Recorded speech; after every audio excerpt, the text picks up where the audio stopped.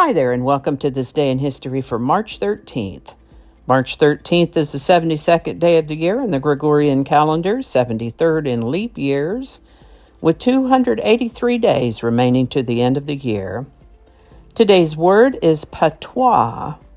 Patois is a noun that means the dialect of a common people of a region, which differs in various respects from the standard language of the rest of the country. It can also mean the jargon or informal speech used by a particular social group, a dialect other than the standard or literary dialect, uneducated or provincial speech, the characteristic special language of an occupational or social group, jargon. So patois is somewhat similar to colloquialism. An example sentence using the word patois might be, the medical patois the hospital staffers used among themselves was incomprehensible to me. Patois comes to us from French. First known use of the word patois is in the 1640s. Patois.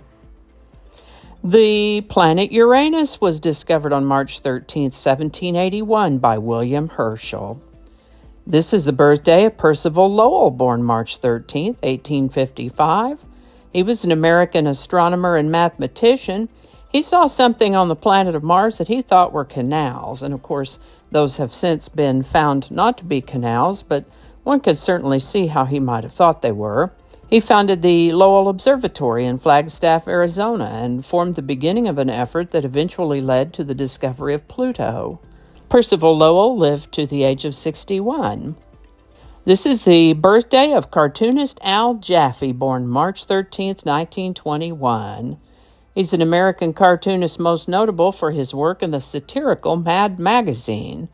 He did those amazing Mad fold-outs, and God bless him, he's still alive. Turns 102 in 2023, Al Jaffe. Now, we mentioned the discovery of Pluto a few minutes ago.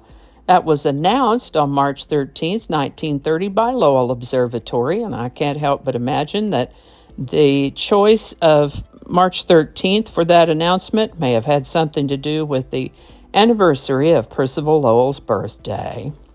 Today's song is Informer by a fella named Darren Kenneth O'Brien, who goes by the stage name of Snow.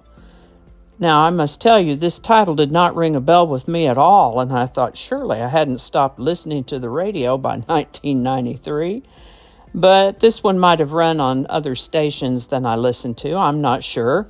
But what I do know is that it hit number 1 on March 13, 1993, and held that spot for 7 weeks. This rapper Snow definitely looks a lot more like a Darren Kenneth O'Brien than a mostly unintelligible rapper, but his story is that he was born into an Irish working-class family in Toronto, and when his parents divorced, his mother moved into public housing in Toronto, and he with her.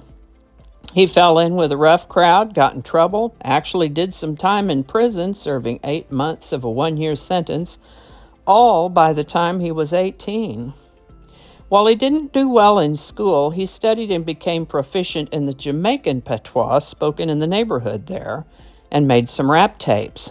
At first, no one would sign him in that genre because he was white. He certainly is. He made friends with people in the industry, though, and voila, here you have Informer by Snow. 7 weeks at number 1, March 13th, 1993.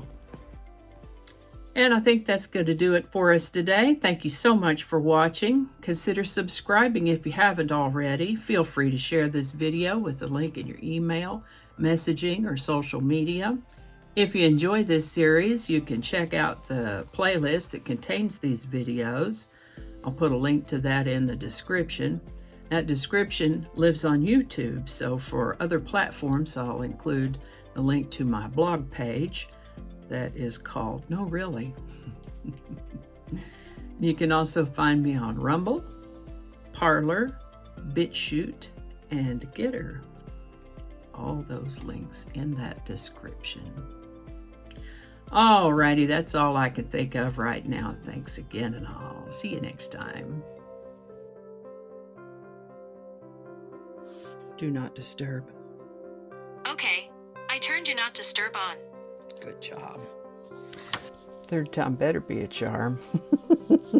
January 2nd. The 16th. It's all written in Roman numerals, so I had to translate it. Flinging happiness all over the place. Alrighty, back to work. I think we got it this time.